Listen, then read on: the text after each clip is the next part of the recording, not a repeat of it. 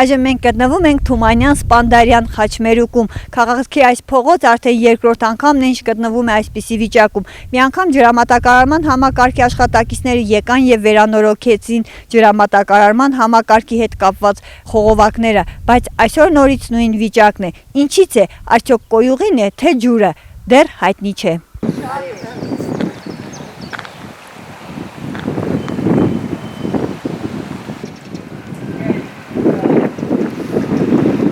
Բազմից ենք ականատես եղել քաղաքի տարբեր հատվածներում առկա խնդիրներին։ Ջրամատակարարման համակարգի ու կոյուղու հետ կապված խնդիրները բացառություն չեն։ Այս խնդիրը, որը չվիրիպեց մեր տեսախցիկից, վերանորոգվել էր ընդամենը շաբաթներ առաջ, որը թվում էր լուծված, բայց արի ու տես, որ այն կրկին գոյություն ունի ու ավելի մեծ մասշտաբով։ Ինչպես նշեց հարակից տան բնակիչը, տեղեկացրել են ջրամատակարարման ծառայություն, սպասում են պատասխանի։